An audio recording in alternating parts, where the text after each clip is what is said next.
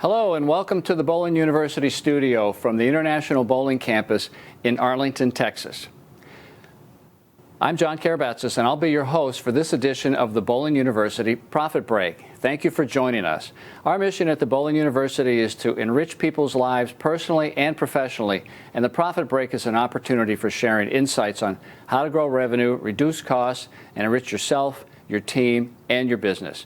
If you're joining the Profit Break for the first time, welcome. We're glad you're here. Give us 15 minutes and you will be on your way to improving your profitability.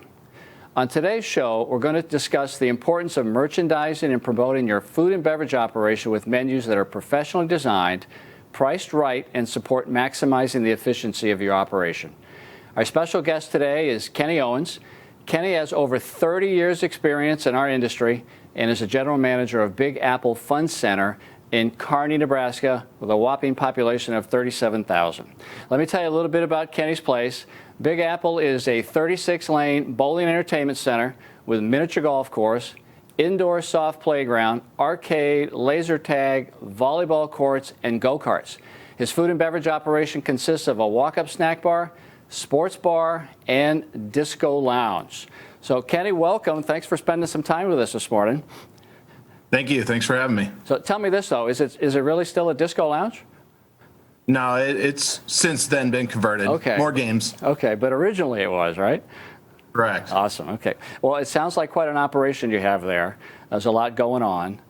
So let's jump right into the food and beverage part of it, because we recently talked about what you did to your menu, and I was really impressed what you did. That's why we invited you to be on the show today with us. So tell us a little bit about your recent menu update. Why did you do it? Okay, and why did you decide to undertake it, and what did you have to do?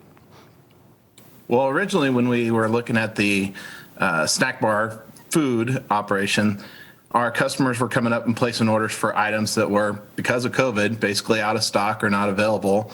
And they were getting kind of upset with us, just the mere fact that they wanted something that was posted and we didn't have it. So we went ahead and went to the digital menu just so I could change the options on the screens a lot faster, making up-to-date options for them. Awesome. So with adding digital, you could change the options, you could change the menu, you could change your prices daily, if you will, right? That is correct. I just get on a computer, make a change, and submit it, and it updates. Okay. How about the actual products themselves? Did you, from before you updated your menu board to digital, did you change much of the products, or is it essentially the same and you just kind of modernized it? For the most part, they're the same. Okay. We had a couple items that we added, but for the most part, it was our standard menu that we've had for a couple of years anyway. Now, take us through the process of how did you update the menu? Is this something that you had to do on your own? What did you do to lay it out, to make sure it looks good, to make sure there's pictures on there, merchandise it? Tell us how you got all that done. Well, being part of the BPAA, we saw that Pepsi was willing to make up the menus for us digitally, because I don't have a graphics design team. So really, once they made a menu, I went out and bought some TVs. I told them what size of TVs they had, or that we had, and they made the menu, the digital menu, fit to that TV. Okay. So all you did is supply to Michelle here, who's the point person here at the BPAA, what your menu is, and then she took it from there and helped lay it out for you, essentially, right? Correct. Okay. Correct. And when you want to make changes, do you need somebody to do that for you, or that's something you can do yourself? Well, actually, for the first couple of times, I had Michelle redo them for us, and then she gave me instructions on how to do them. So that's where I got the opportunity to make changes on the fly without having to wait for anyone at BPAA to make a change for me. Awesome. Well, here, I want to show everybody one of the menu boards that you've done. We just took put a graphic of one of them up there. And what I love about this is that it looks like you gave your pricing some consideration and you had some strategy behind it. I noticed all of your menu items end in a 9. Why is that? Well, we were always taught that if you put something up there with a, say, $11.25, you're leaving 4 cents on the table, because consumers willing to pay that extra 4 cents because it makes no logical sense to them that it's more expensive. So, Right. So 4 cents may not in and of itself seem like a lot, but when you multiply that over how many items, over how many months and years, it adds up over time. Good. And I'll say, too, it isn't just for food and beverage. I mean, a lot of proprietors, you should consider it outside the food and beverage area, shoes, bowling, and so on. So good move on your part. The other thing I had circled on there is plus tax. Now, I know years ago, you and I worked at Brunswick together. Years and years ago, I think there was a point where tax was included in there, but we got away from it. Why don't you include tax? Isn't it easier for a consumer to look up and say, that cheeseburger is $11.50 and it includes tax? Why do you do that? Two reasons. One, just because that's extra money that's coming into our pocket, we can get the full value. Second, it was to deter theft. So if you leave something, for example, shoe rentals at $3.50, an employee easily can say, okay, I got 2 shoes that I didn't ring in, so that's $7. They don't have to do hard math. Okay. Good point. Now, the other question I had about that is oftentimes we hear, well, we don't want to make change. How do you handle that? Because if something is $11.49 and whatever the tax rate is, probably going to come out to, pennies. How do you answer that concern? Well, nowadays, almost everybody's paying with that plastic thing, and so it doesn't have much change. But when we did have the change, I have ample on hand, so I don't really have a problem with it at our facility. Okay. Okay, thank you for that. That's a very good point. All right, let's move on to you did more than just your digital. Let me back up a little bit and ask you about the digital. You had to go out and buy the TV. So how much did it cost you to implement a digital menu board? 2 TVs and 2 hanging brackets, probably looking around $400. Okay, so a little bit, but not a whole heck of a lot. Has it been worth it? Oh, definitely. Okay, we'll talk a little bit about that towards the end. So, but you did more than just update to digitally. You do print menus as well, too, correct? Correct. Okay. We have a print menu that we put in the bowling center. In our sports bar, we have a QR code that'll take them to our website, and they can see the menu from there. Okay, so you have them in the sports bar. Do you have print menus on the lanes as well? Correct, a print menu out at the lanes. On the lanes and in the sports bar. Tell me a little bit more about the QR code. How does that work? So the customer, during COVID, a lot of people didn't want to touch the menus, so we went ahead and put QR codes on the tables, and they can, if they have a smartphone, they take a picture of the QR code. Once they have that, it takes them to our website, and our menu is on our website. Okay, and how do they order it? They see the menu, what do they do? They would still have to come up to our snack bar, to our staff, and place an order. Okay, but so we haven't got to that point yet. Okay, how has that been working out for you with the QR code? It's pretty good. I have lots of people that come up to the snack bar and order with their phone in their hand, looking at the menu instead of looking up at the TV that's above their head. So a lot easier. I imagine that reduces the line at the snack bar too, where it's walk-up service, right? Correct. Okay. Yep, moves them through faster. Okay. How about you offer lane service? We do not, except for during leagues. During leagues only. Okay.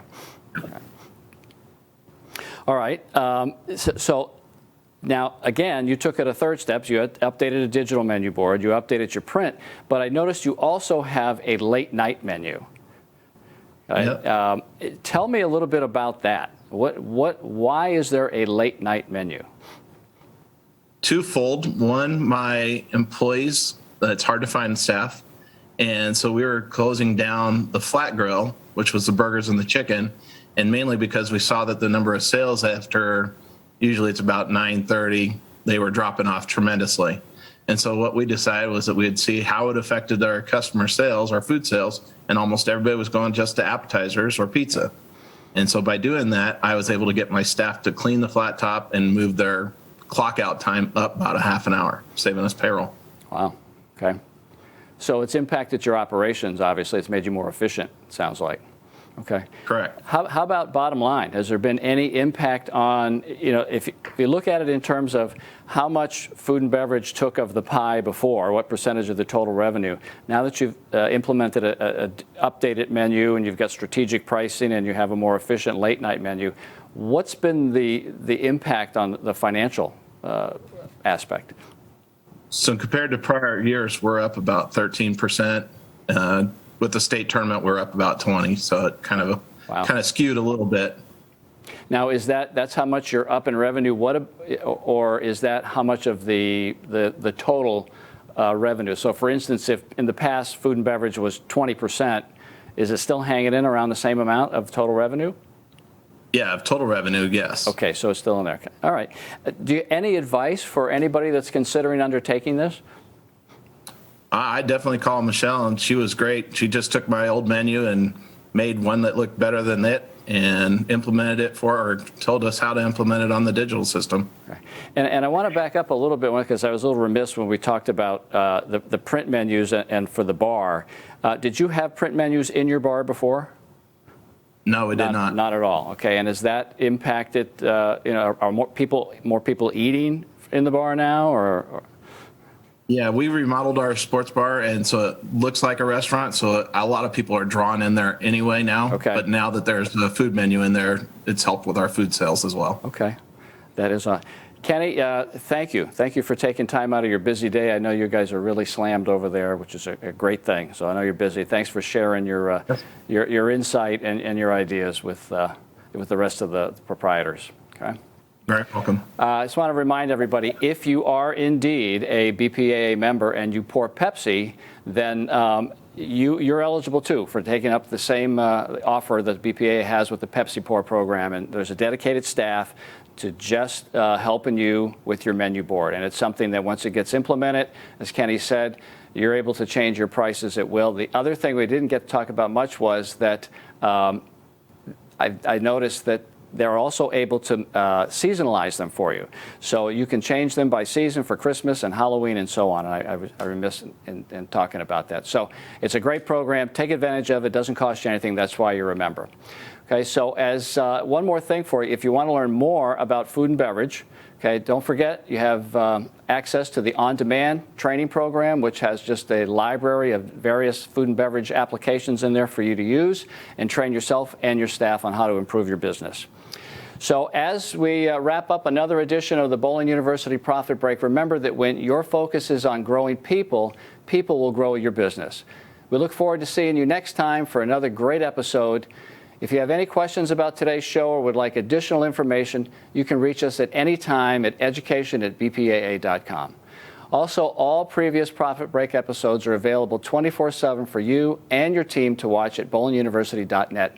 Plus, new Profit Break episodes are available every month. So mark your calendar, watch your email, and join us on Facebook to hear about the latest episodes. Until then, I'm John Karabatsis, and do for one what you wish you could do for everybody. See you next time.